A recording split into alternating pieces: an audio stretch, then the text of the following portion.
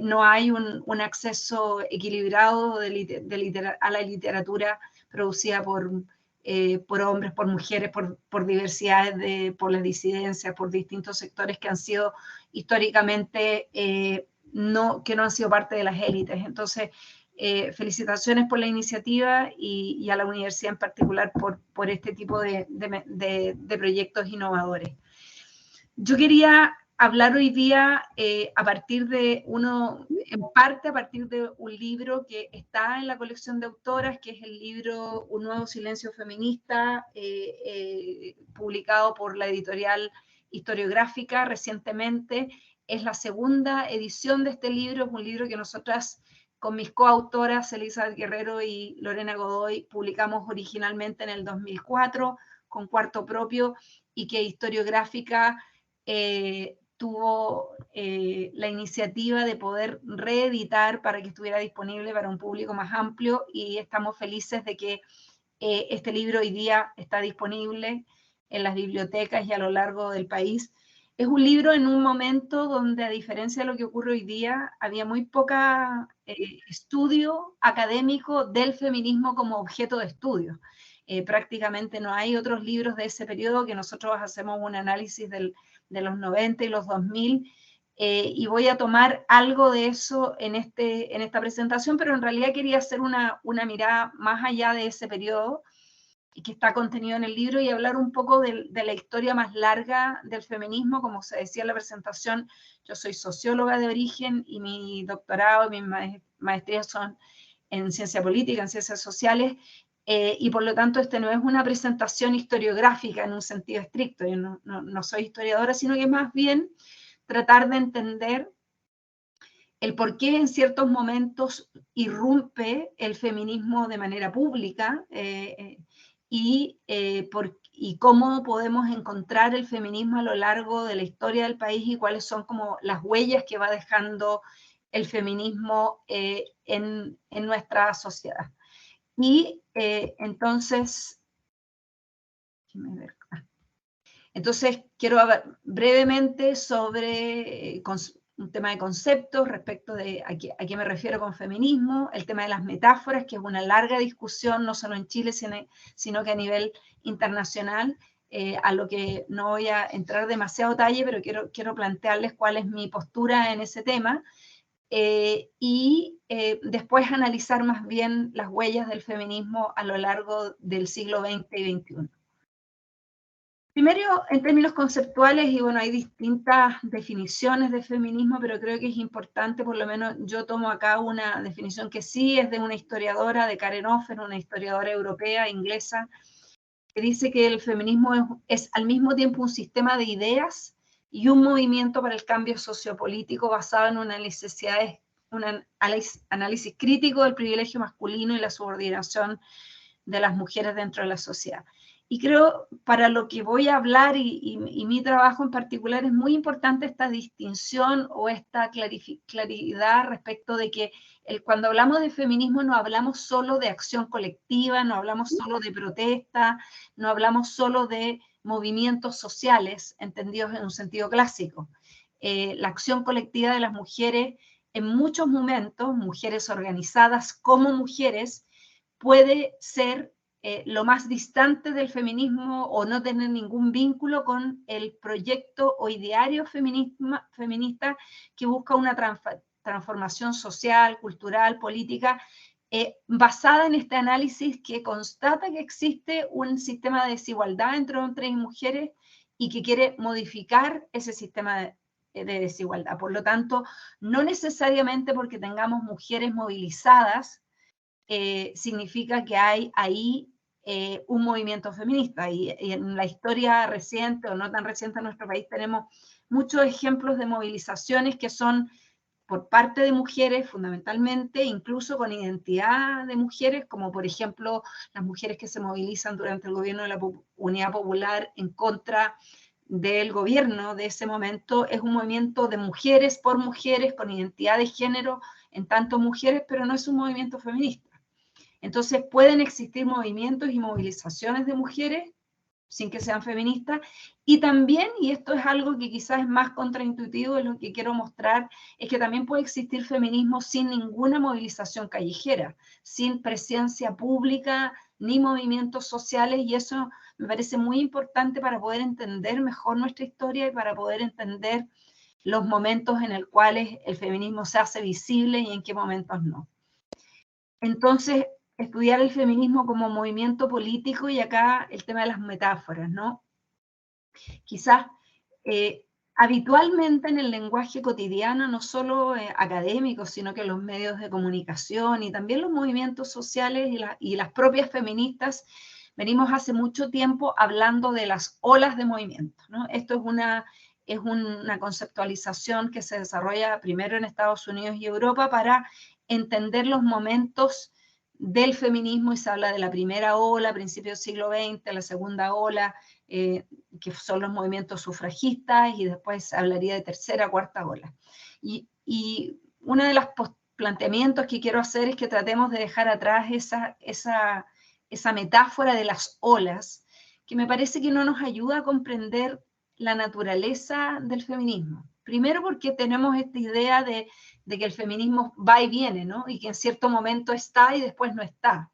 Y creo que ese, como voy a mostrar, es un error conceptual, es un error político pensar que hay ciertos momentos en que el feminismo desaparece porque no está visible. Segundo, como decía antes, es reducir el feminismo a la movilización callejera pública, y el feminismo es mucho más que eso. Y tercero, porque también en términos sobre todo de definir los momentos históricos, esta es una categorización que se hace en el norte, digamos, en los países desarrollados, y que tampoco coincide las fechas ni los momentos necesariamente con la trayectoria feminista en el sur, no solo en América Latina, sino que en África, en Asia, en distintos momentos. Entonces, me parece mucho más útil hablar de irrupciones feministas que de olas, irrupciones que ocurren en momentos donde existe una ventana de oportunidad en el sistema político que permite que la producción intelectual, que los colectivos, que la vinculación entre ideas y acción se junten y sean visibles públicamente. En general, estos momentos de irrupción ocurren de manera simultánea con momentos de irrupción de ciclos de movimientos sociales, con ciclos de movilización y con movimientos de expansión democrática en una sociedad. Entonces, no es algo que produzca solo las mujeres o el feminismo, sino que el feminismo se conecta con la movilización de las mujeres y utiliza o se aprovecha de estas ventanas de oportunidad que se generan en el sistema político de manera más amplia. Y pensando en esta idea de irrupciones, es bien importante entender que cada vez que emerge un movimiento masivo feminista, hay momentos y producción anteriores que son de carácter más intelectual, menos pública, que son muchas veces menos masivas, que donde se reúnen mujeres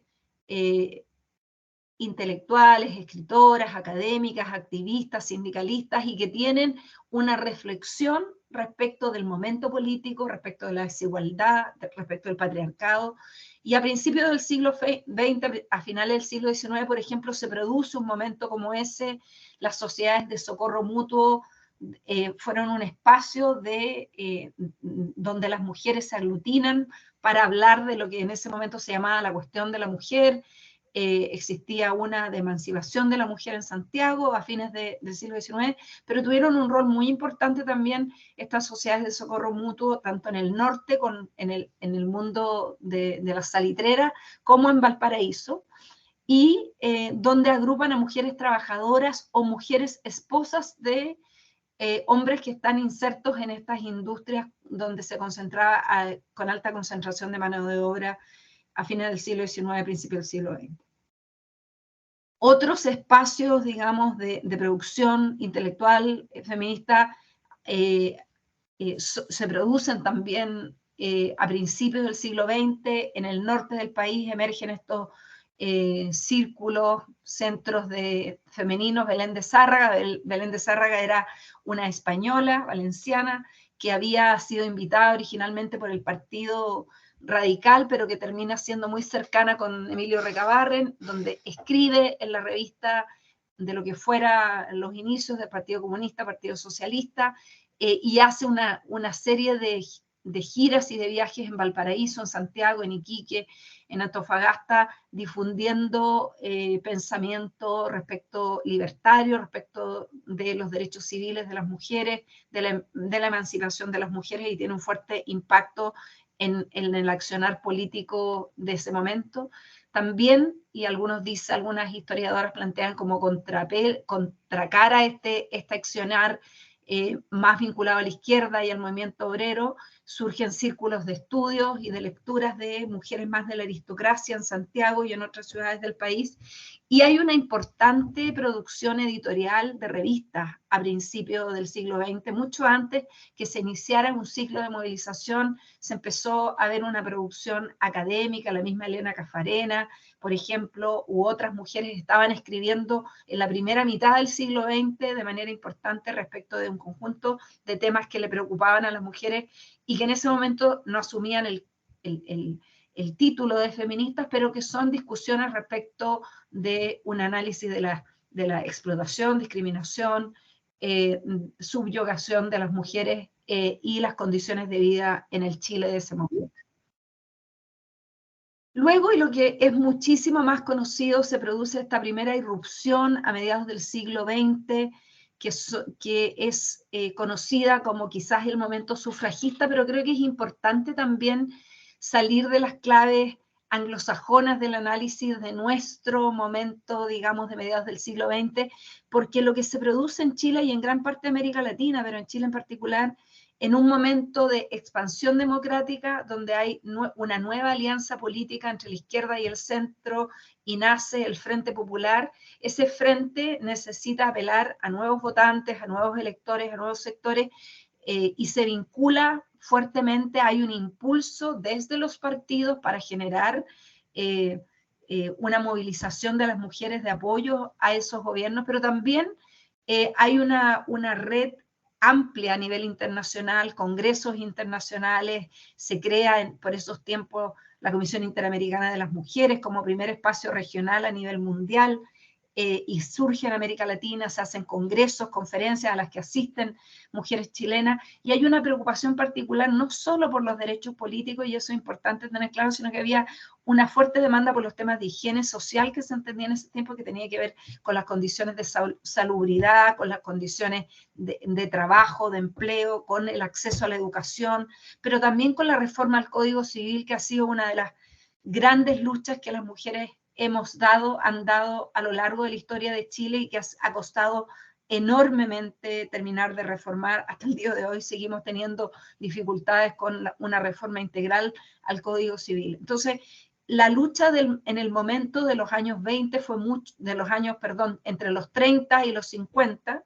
a mediados de los 30 más claramente, fue mucho más que la búsqueda de conquistar el voto, si bien eso era algo muy visible e importante. Y en ese momento, entre el 30 y el 52, el trabajo de Eda Gaviola y varias autoras más en este clásico libro del 86, ellas constatan que existieron en ese momento alrededor de 27 organizaciones autónomas de mujeres que clasifican entre organizaciones caritativas o de servicios, artísticas y culturales, de reivindicación política. En este momento es el único momento en la historia de nuestro país donde existieron partidos políticos solo de mujeres que tuvieron una capacidad de movilización importante, y también donde se crean las fracciones de mujeres no solo en el interior de partidos de izquierda o del Partido Radical, sino que también en partidos más vinculados a la derecha. Y en este momento surge alguna de las organizaciones más prominentes de ese tiempo, es la Unión Femenina de Chile, la Asociación de Mujeres Universitarias, el Comité Nacional Pro Derechos de la Mujer, la Federación Chilena de Instituciones Femeninas, el Partido Femenino de Chile, el Comando Único Nacional Pro Voto,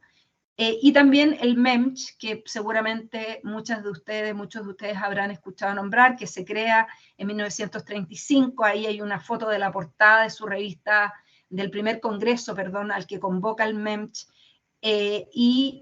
Tuvieron una revista, La Nueva Mujer, que circuló ininterrumpidamente, y eso es bien notable, por 6 años en el país, entre el 35 y el 41, y sus dirigentes son de las feministas históricas o íconas del feminismo más conocidas seguramente en el país, ¿no? Elena Caffarena, Olga Poblete, Flor Heredia, Marta Vergara, Clara Williams, entre muchas otras. En ese momento efectivamente se tienen importantes conquistas, pero no solo en términos de voto. Yo creo que es muy relevante recordar que se logra el derecho al voto en elecciones municipales en el 34, recién en el 49, y nunca, siempre es importante volver a recordar que en Chile en este sentido nunca estuvo a la vanguardia, todo lo contrario, estuvimos más bien a la retaguardia, en particular en América Latina, donde los primeros derechos a sufragio se conquistaron en 1929, 1927 en Ecuador, Chile llega 20 años después, y en realidad la primera vez que se vota para una elección presidencial fue para la elección de 1952, y la primera diputada electa en el país, y bueno, como ustedes bien saben, la primera mujer que llega al Congreso, llega al Congreso por la que hoy es la región del Biobío. En ese tiempo la circunscripción era distinta y comprendía sectores de lo que hoy es la región de los Ríos y de Ñuble. La diputada Inés Enríquez, de una ilustre familia política de la región, fue diputada después por 3 periodos, estuvo un largo tiempo en el Congreso. Pero también se lograron conquistar muchos de los derechos laborales que hoy día todavía tenemos, como el permiso prenatal, los permisos de amamantamiento, permisos, prohibiciones, por ejemplo, que las mujeres trabajaran en la noche,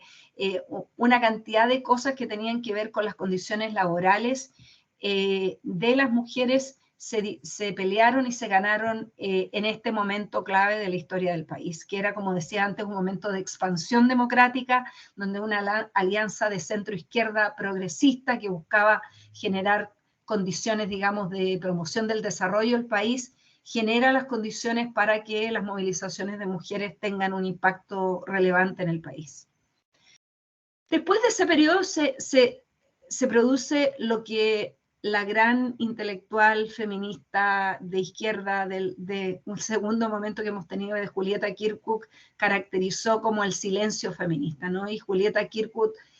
y esto es algo que también está fuertemente instalado, como que los años 50, después de que se logra la conquista del voto, pero también hay que reconocer que políticamente ese momento del Frente Popular es un momento extremadamente complejo políticamente. Hay una persecución de la izquierda, se rompe la coalición que había permitido llegar al gobierno, y en el año 58 llega la derecha, y después la izquierda, y la democracia cristiana en el 64, Allende gana la elección en el 70. Hay un cambio que genera condiciones adversas, diría yo, a la movilización de las mujeres a partir de una agenda más progresista,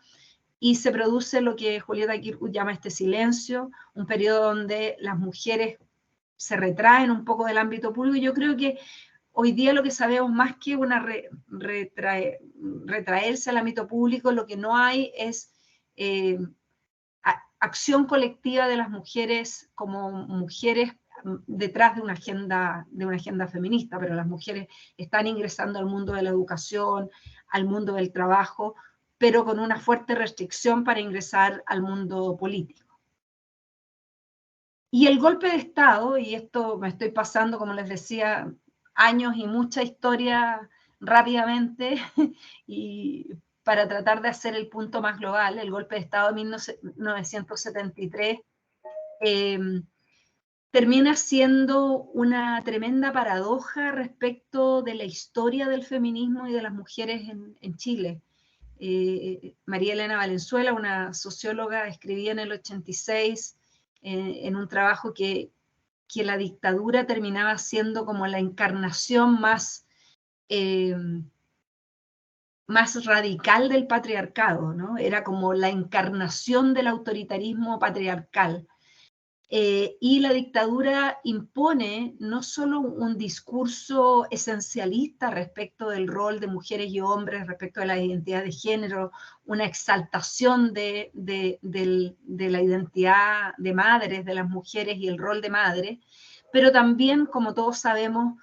se desencadena una brutal persecución y destrucción de la esfera pública, la persecución de los partidos políticos, la proscripción, la persecución de los líderes, se cierra el Congreso, se transforma totalmente lo que era el espacio público político, y eso tiene el efecto paradojal de abrir el espacio para que las mujeres sean las únicas, en un comienzo, que pueden intervenir en el espacio público. Recordemos que las primeras manifestaciones son de las mujeres familiares de víctimas de la dictadura, de las víctimas de la masacre que se produce, de los detenidos desaparecidos, de los ejecutados y ejecutadas políticas. La mayoría de esas víctimas son hombres, y las mujeres, sus madres, sus hermanas, sus esposas, las mujeres son las únicas que se pueden articular, que se empiezan a movilizar, pero también las únicas que tienen un cierto espacio para estar en el espacio público. Y el vacío que produce la dictadura con la persecución de la política tradicional permite que se empiecen a generar de a poco esta irrupción de organizaciones, primero para defender los derechos humanos, luego para regular la democracia, y una movilización que tiene un fuerte foco en la recuperación del espacio público. Es un feminismo vinculado en términos ideológicos al proyecto socialista de izquierda fundamentalmente, que está menos vinculado al ideario feminista anglosajón liberal que lo que fue el momento o la irrupción feminista en los años 30 y en los años 40, y mucho más vinculado a la tradición socialista, y por lo tanto con una preocupación central en la lucha de clase, en la explotación social y patriarcal, en la recuperación de la democracia. También, y aquí empieza a surgir las organizaciones y los grupos feministas, hay una reflexión muy crítica de las mujeres de izquierda que se empiezan a organizar respecto de la relativa invisibilidad de las mujeres en el proyecto transformador de la izquierda durante el gobierno de la Unidad Popular. Existen distintas vertientes del movimiento. Esta foto, que es ya un ícono, es una de las primeras demostraciones públicas del feminismo en Chile en los años 80. Esto es en agosto de 1983, enfrente de la Biblioteca Nacional, y donde las organizaciones feministas que se empiezan a articular conviven en un espacio e interactúan con organizaciones que son organizaciones de mujeres en defensa de los derechos humanos, pero no necesariamente feministas, con organizaciones de mujeres, primero de sectores populares que están preocupadas por la sobrevivencia, las ollas comunes, los talleres, los comprando juntas, nuevamente, que no necesariamente son todas feministas, y también las mujeres que son las mujeres de los partidos, pero todas estas vertientes empiezan a confluir en lo que fue un gran movimiento de mujeres para recuperar la democracia, y que sí adquiere un tono y un discurso profundamente feminista al final de los años 80. Algunos de los grupos feministas específicamente son el Círculo de Estudio de la Mujer, La Morada, etc. Quiero detenerme en este momento y en la tradición feminista de ese momento histórico en Concepción, porque creo que es importante. No solo en ese momento, no solo había sido Inés Enrique, sino que también el segundo encuentro feminista que se realiza en los 90, ya recuperada la democracia, tuvo lugar en Concepción, pero durante de los 80 hubo una fuerte movilización y articulación de organizaciones de mujeres en la región del Biobío, la Casa de los Colores en el 86, Domo, Grupo Mesa Política, Lesbianas en Acción, Murciélagos Mutantes, que siempre ha sido el título, nombre de un colectivo feminista que más me ha impactado en las últimas décadas, el Grupo Literario de Mujer, el Colectivo Feminista de Concepción, el Colectivo Lilith, Colectivo Estrella del Mar, Mujeres de Izquierda, Libertarias, etc. Y también ONGs que tuvieron un rol muy importante en el trabajo que se hizo en los años 80 y de inicio de la transición, como el CODEMO, el Instituto de la Mujer y Pachamama, y el programa de estudios interdisciplinario de estudios de la mujer de la Universidad de Concepción, que como ustedes saben, es el primer programa de estudios de género de Chile, y por lo tanto también tuvo un rol muy importante en esta rearticulación de un movimiento amplio de mujeres de cara a la transición. Les decía que los libros, el nuevo silencio feminista, nosotros tomamos esta frase, esta metáfora de Julieta Kirkwood, porque a la vuelta de la transición, cuando nosotras estábamos trabajando en el Centro de Estudios de la Mujer, además éramos parte de un colectivo feminista en los años 90 que se llamaba Bajo Sospecha, veíamos que se había instalado fuertemente esta idea de que estábamos viviendo un nuevo silencio feminista. Y a nosotros nos parecía algo contradictorio con nuestra experiencia vital, porque trabajábamos en ONGs feministas, había muchas ONGs feministas en los 90, había mucha accionar feminista, pero sin embargo las propias feministas decían que el feminismo había dejado de existir. Entonces tomamos, y por eso el título del libro está en un signo de interrogación, nosotros analizamos la transformación del feminismo desde la dictadura a la transición hasta los 2000 en Santiago, en Concepción y Valparaíso, y vemos que efectivamente la vuelta a la política institucional tuvo un efecto desmovilizador de los movimientos sociales.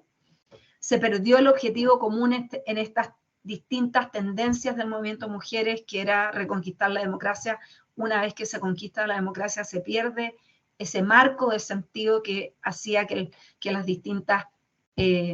tendencias dentro de un amplio movimiento estuvieran conectadas. Surge el Estado como interlocutor con la necesidad de diseñar políticas públicas, y también se producen quiebres políticos entre las feministas, porque habían feministas que estaban vinculadas a los partidos que conforman la concertación de partidos por la democracia y que entran al gobierno, con otras feministas también de partidos, pero partidos de izquierda que se quedan fuera del gobierno, con muchas organizaciones y líderes feministas que estaban por tener un espacio autónomo, y surge fuertemente la discusión entre autónomas o institucionales en ese momento de los 90 para caracterizar el periodo. Hay una búsqueda de identidad autónoma, se da una serie de encuentros feministas, decía que el segundo tuvo lugar en Concepción, el primero en Valparaíso, en el 91, muchas de las chilenas habían asistido al primer encuentro latinoamericano del Caribe que se realizó en Argentina en 1990, y también es un momento durante estas dos décadas, los 90 y los 2000, donde lo internacional tiene un peso muy importante, ¿no? Ocurre Beijing, la Comisión Interamericana de la Mujer, la Red Latinoamericana de Combate a la Violencia de Género, hay una diversidad de espacios colectivos internacionales donde tienen mucho impacto. Una de las cosas que yo quisiera decir es que la irrupción que ocurre hacia el 2018, siguiendo esta lógica que he tratado de argumentar, es que entre lo que pasa en los 90 y en los 2000 y el 2018, nunca hubo silencio feminista, nunca hubo desaparición del feminismo, todo lo contrario. Durante esas largas décadas existió siempre una importante y persistente, rica producción intelectual, una gran cantidad de programas de estudios de género, académicas, tesis de pregrado, tesis de doctorado, libros, de una variedad enorme de temas donde las universidades son, para el feminismo contemporáneo, la cuna del pensamiento feminista que en otros momentos históricos estuvo en las ONG, por ejemplo, en los 80, o en los sindicatos y en los partidos en los años 50. Las universidades, diría yo, son hoy día el espacio donde gran parte del pensamiento feminista se ha acuñado, del pensamiento feminista actual, contemporáneo, y donde se mantienen muchos colectivos, pequeños colectivos feministas que tienen un trabajo hacia adentro, microsocial, que se dedican a temas de identidad, de las identidades de género, la orientación sexual, la identidad de género se transforman en espacios movilizadores, pero no son espacios que busquen contrastar o enfrentarse con el Estado necesariamente. Surge con fuerza la red contra la violencia de todas las formas, la red en contra de la violencia de género chilena, que ha tenido un rol muy importante aglutinador y que es en este periodo entre los 2000 y el 2018 una de los grandes referentes feministas nacionales, y también los distintos espacios de confluencia en torno a los derechos sexuales y reproductivos. Entonces, cuando se inicia este ciclo de la primavera feminista y surge en las universidades, entiendo que ahí hay una disputa, pero entiendo que la primera toma empieza en Valdivia, seguida por la toma en la Facultad de Derecho de la Universidad de Chile. Esa es una foto de la toma de la Universidad de Concepción. Las tomas tienen este efecto multiplicador a lo largo de todo el país, y no solo en las universidades, sino que empiezan a irradiar también en el ámbito secundario.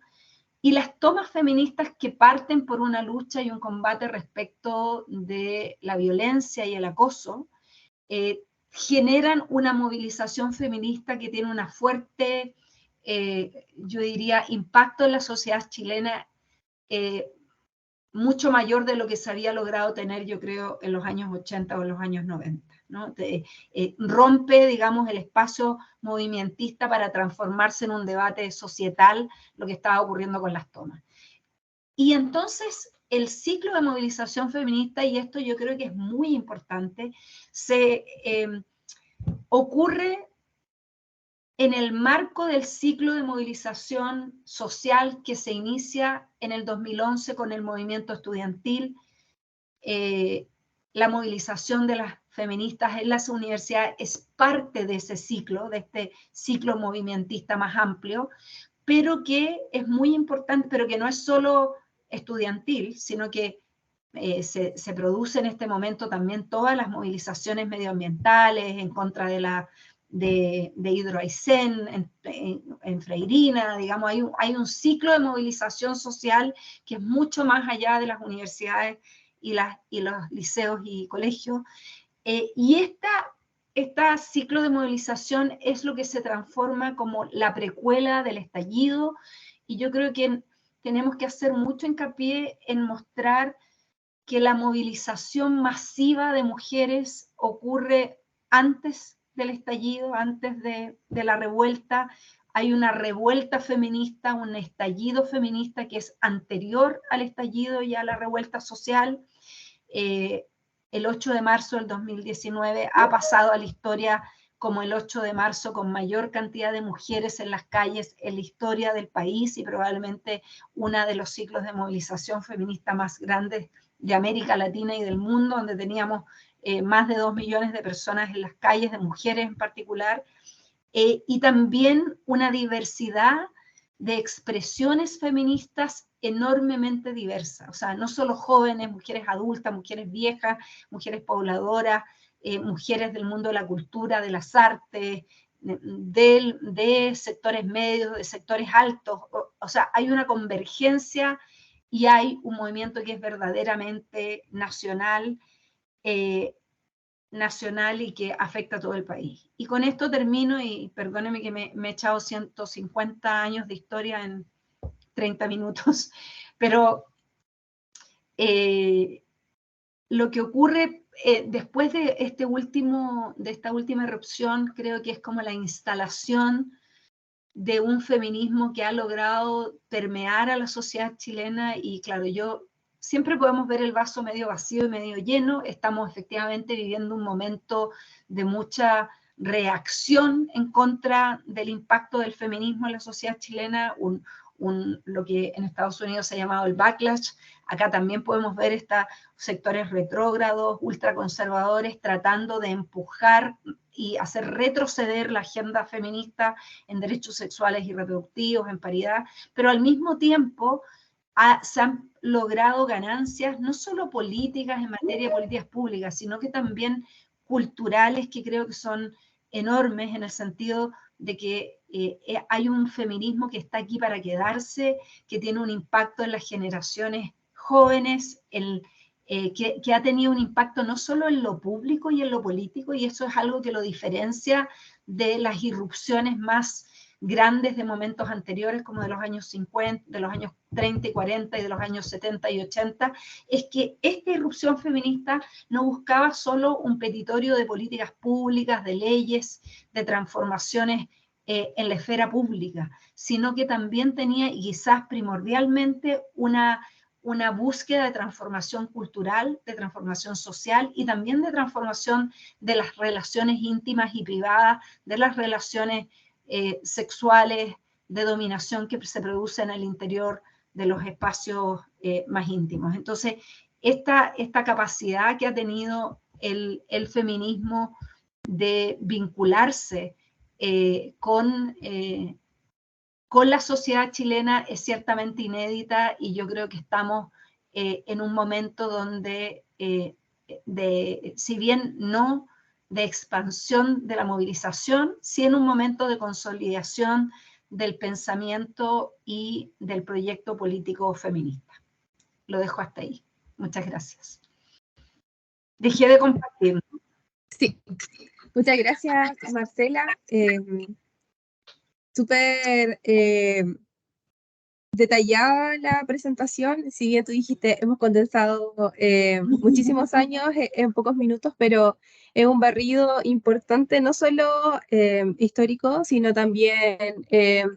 social, de cómo se han desarrollado las distintas gamas de feminismo a través de la historia.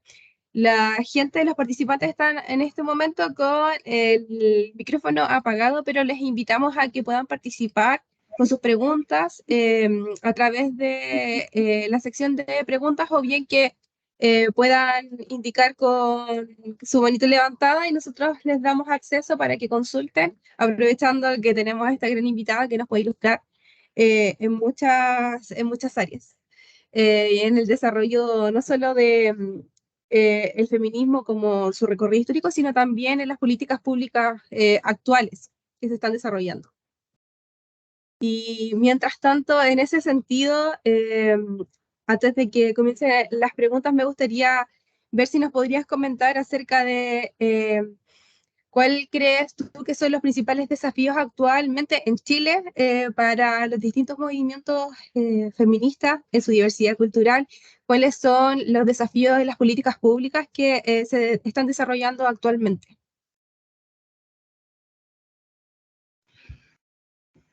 Bueno, yo creo que tenemos,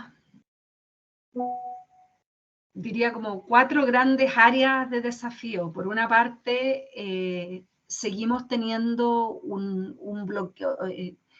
avanzar, digamos, en autonomía y en igualdad para las mujeres implica seguir trabajando para que avancemos en el ámbito productivo, y ahí las mujeres, sobre todo con la pandemia, hemos retrocedido, hemos tenido un enorme retroceso, seguimos manteniendo brechas de acceso al mercado de trabajo, brechas de condiciones, de un problema, digamos, las pensiones, el sistema de cuidados, las normas que siguen discriminando a las mujeres en el espacio laboral, como el artículo 203 de las salas cunas. O sea, hay un paquete de reformas y de tareas pendientes en el ámbito productivo que quizás hoy día han perdido preeminencia en lo público, pero que son vitales para conquistar autonomía. Lo segundo es ciertamente lo que tiene que ver con nuestros derechos sexuales y reproductivos, donde estamos enfrentando además la posibilidad de retroceso de la discusión que se está dando en el Consejo Constitucional. Ahí necesitamos no solo proteger las conquistas en materia de la posibilidad de interrupción del embarazo en las 3 causales muy restrictivas que hoy día tenemos y poder ampliar la agenda de derechos sexuales, no solo para hacernos cargo, digamos, de la interrupción del embarazo, sino que es imperativo seguir trabajando respecto a acceso a anticoncepción, la distribución, digamos, en particular en mujeres jóvenes, de poder planificar y tomar decisiones respecto de la sexualidad en un sentido amplio. Yo creo que acá también la agenda de las diversidades sexuales y las identidades es muy importante respecto a esa agenda de derechos sexuales y reproductivos, porque las mujeres lesbianas, las mujeres, y no solo las mujeres, las diversidades, digamos, sexogenéricas, LGTBQ+, ahí hay una agenda importantísima en materia de derechos sexuales y reproductivos. La tercer tema, obviamente, seguimos siendo un país donde tenemos una deuda enorme en materia de violencia. Seguimos contando las mujeres asesinadas en femicidio, tenemos abuso infantil, tenemos abuso sexual, seguimos siendo víctimas de acoso. Entonces, la agenda de combate de la violencia en todas sus formas y yo diría nuevas formas de violencia en contra de las mujeres, como es la violencia que las mujeres sufrimos en redes sociales, en el mundo virtual, es una violencia que hay que visibilizar, hay que enfrentar, hay que trabajar colectivamente. Y por último, en algo que yo he trabajado muchísimo, tiene que ver con el acceso al poder, la representación, la paridad, que parecía una conquista, es una conquista que no está asegurada. Necesitamos poder asegurar el tema de la presencia al espacio de poder, no solo a los cargos de elección, sino que en distintos órganos del Estado. Esa es una batalla que no hemos ganado, si bien logramos dar pasos muy importantes. Es una batalla que está al centro de las disputas de poder ideológicas hoy día. Y lo segundo es que, bueno, y habiendo estado un año en el gobierno, también creo que las mujeres que están en espacios de poder, no solo en el espacio político, sino que en distintos otros espacios, podemos dar testimonio que la presencia no es igual a tener poder, la presencia no es poder, y poder repartir el poder, entonces, valga la redundancia, requiere de un trabajo en múltiples otras dimensiones y que necesitamos seguir trabajando con los partidos políticos, seguir denunciando el acoso y la violencia que las mujeres sufren en la esfera pública. Yo creo que es muy importante para esta agenda de paridad y de acceso al poder. Sin duda, sin duda, una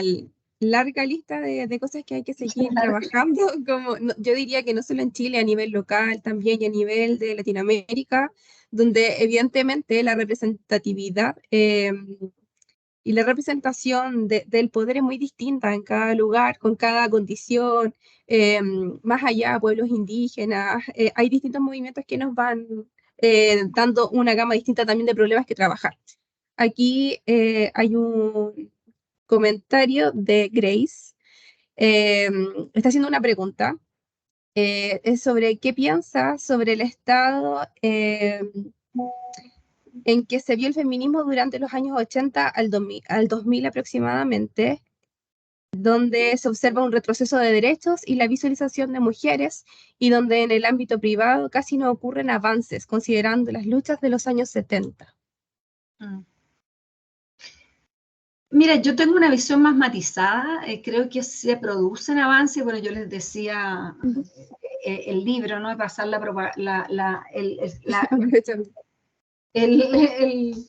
el anuncio comercial que está disponible en librería. Nosotros,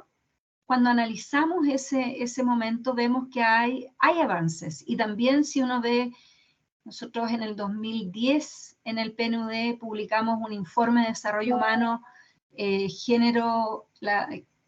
desigualdades de género o las claves de la desigualdad de género, donde hacemos una mirada bien comprensiva e integral de la sociedad chilena,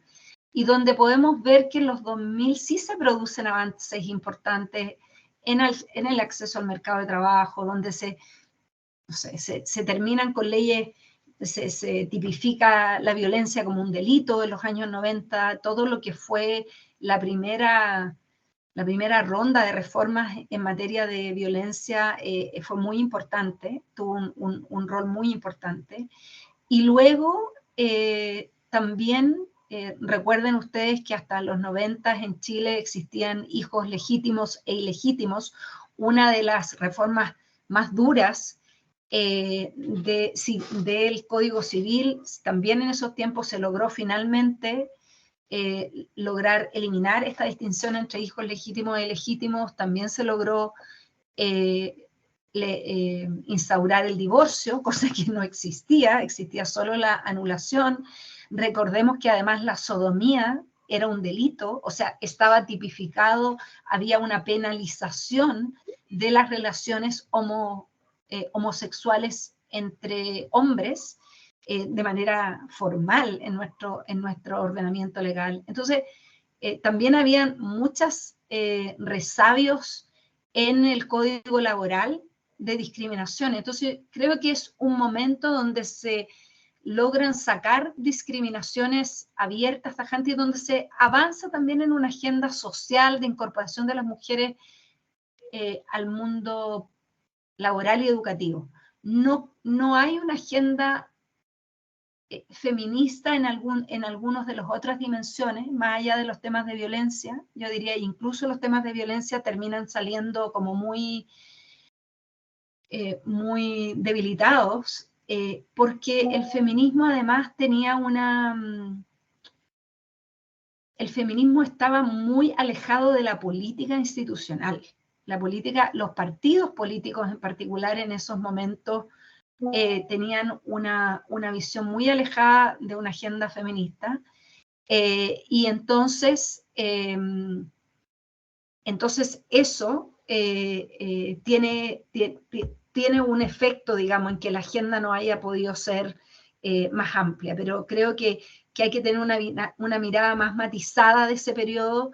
así como hay que tener una mirada más matizada del feminismo. O sea, había mucho accionar feminista en los 90 y en los 2000, muchísimos colectivos, muchísimas redes, mucha producción académica. Lo que pasa es que estaba muy atomizada, si se quiere, fragmentada, no existían grandes coaliciones que te permitieran hacerlo visible. Claro, claro, y de cierta forma cambiaron los espacios donde se desarrollaban las actividades. Y en la actualidad, Marcela, igual vemos que los movimientos feministas hay gran división en en algunos casos. Hay dentro de las mismas marchas, actividades, se ve una gama súper variopinta de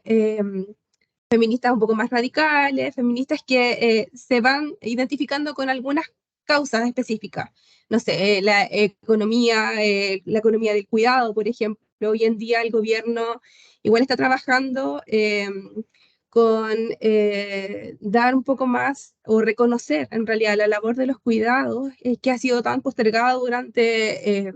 nuestra historia igual. Y en ese sentido, ¿cómo lo ves tú dentro de los avances del desarrollo del feminismo acerca de cómo se ha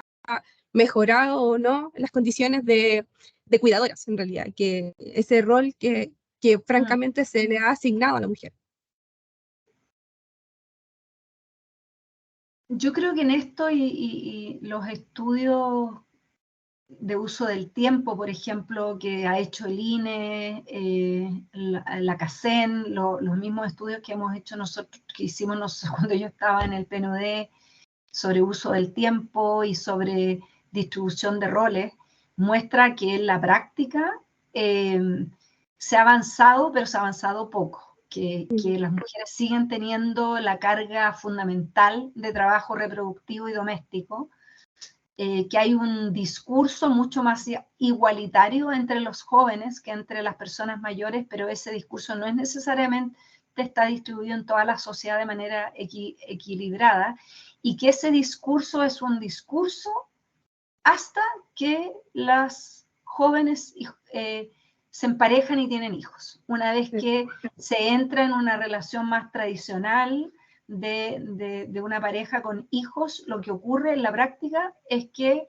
la distribución de tareas vuelve a ser extremadamente tradicional. Entonces yo creo que ahí estamos enfrentando un nudo profundo. Me parece que sí, el feminismo desde el 2018 en adelante ha generado mucha más conciencia, mucha más cuestionamiento por parte de los hombres de lo que es la masculinidad y la masculinidad heteronormada tradicional, mucho más que en ningún otro momento de nuestra historia, pero que eso todavía es algo que es acotado y que no se traduce en mejorías concretas en la vida de las mujeres y en particular de las mujeres de sectores populares. Estupendo. Bueno, y para ir finalizando, no sé si parte de nuestros estudiantes o compañeros que estén en la reunión tiene algunas palabras o preguntas para ir cerrando este taller formativo. Desde ya agradecer la posibilidad de esta capacitación también para los funcionarios y también para los asistentes de comunidad UDEC, y también les invitamos a revisar parte de la colección autoras que están disponibles en Bibliotecas UDEC, en todas las bibliotecas, para que puedan ir revisando un poquito desde novelas hasta trabajos historiográficos, investigaciones, etc. No sé si, Marcela, ¿te gustaría decir algo para finalizar? Por nuestra parte, te agradecemos la posibilidad de que nos hayas hecho esta charla también. Y bueno, muchas gracias. Así que estamos muy felices también de la convocatoria. No, gracias a ustedes, qué bueno poder interactuar y espero que haya sido de utilidad y feliz de poder colaborar en otra ocasión. Así que muchas gracias y ojalá pueda estar pronto de nuevo por Concepción. Fui hace poquito a otra cosa, así que feliz de poder volver cuando se pueda. Muchas gracias. Sí, probablemente vamos a tomar la palabra, sobre todo porque igual mencionaste a Inés, que también fue estudiante de nuestra casa de estudio, así que hay especial también interés por parte de esto. Sí, bueno, preguntan si es que la charla va a quedar, sí, la estamos grabando, así que va a quedar disponible la grabación pronto en nuestros canales, así que vamos a estar informando. Bueno, sin más, te agradecemos y muchas gracias también a las chicas de Librería Autoras. Ahí están comentando que estuvo buenísima la charla. No sé si quieres hablar, Taira o Piera. Nada, todo bien. Muchas gracias, Marcela, y gracias a ustedes por generar estos espacios y vincularnos de esta forma. Sí, muchísimas gracias. Bueno, que tengan muy buena tarde y esperamos volver a encontrarnos pronto en la siguiente charla, y también, Marcela, esperamos tenerte en Concepción. Muchas gracias a ustedes, que estén muy bien. Gracias. Chao, chao.